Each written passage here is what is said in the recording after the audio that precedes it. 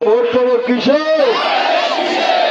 Vote দেবো ধানের শীষে। বাংলাদেশের রাজনৈতিক পরিস্থিতি পরিবেশ এক ভয়াবহ অবস্থার মধ্যে আছে। বাংলাদেশে স্থিতিশীলতা নাই। বাংলাদেশের রাজনীতির স্থিতিশীলতা না থাকার কারণে এই সমাজ জীবন একটা অনিশ্চয়তার মধ্যে ভেসে বেড়াচ্ছে। একটা নির্বাচিত সরকার নয়, পৃথিবীর সব দেশ পরীক্ষা করে মনে করেছে যে জনগণের দ্বারা নির্বাচিত সরকারই কেবল একটা রাষ্ট্রে স্থিতিশীলতা আনতে পারে। মানুষের পছন্দসই একটা সরকারই কেবলমাত্র একটা রাষ্ট্রে, একটা সমাজে মানুষের মনে স্থিতিশীলতা আনতে পারে, শান্তি আনতে পারে এবং দেশের উন্নতি হতে পারে। এত অনিশ্চয়তার মধ্যে দোল খাচ্ছে গোটা বাংলাদেশ। গোটা বাংলাদেশ একটা পেন্ডুলামের মতো দোল খাচ্ছে সব সময়। কি হবে এই বাংলাদেশের ভাগ্য? কোন দিকে আমরা যাচ্ছি আমরা কেউ বুঝতে পারছি না।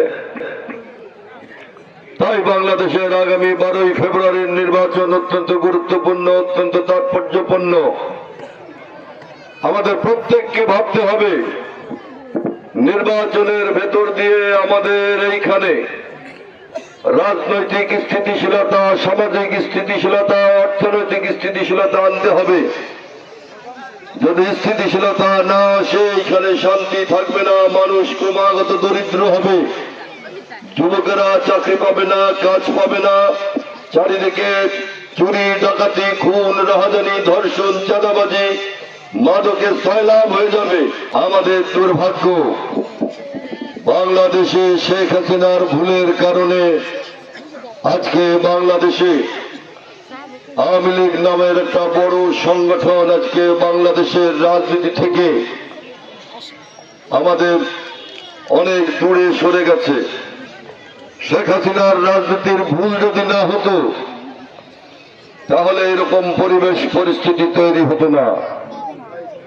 সেই ভুল হলো জবরদখল করে ক্ষমতায় থাকার চেষ্টা করা, মানুষের ভোটাধিকার হরণ করা, মানুষকে ভোট দিতে না দেয়া,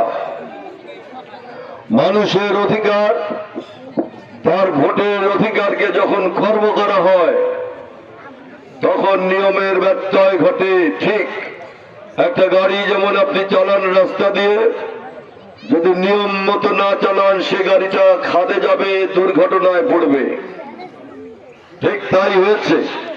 রাজবাড়ির এই উন্নয়নের প্রয়োজনে এইবার আমরা সকলে একসঙ্গে একজোট হয়ে সমস্ত মানুষ, হিন্দু, মুসলমান, বৌদ্ধ, খ্রিস্টান, সমস্ত মানুষ, সমস্ত ধর্মের, সমস্ত বর্ণের, সমস্ত জাতের মানুষ, সমস্ত পেশার মানুষ একযোগে একসাথে কণ্ঠ মিলিয়ে বলে ভোট দেব কিসে?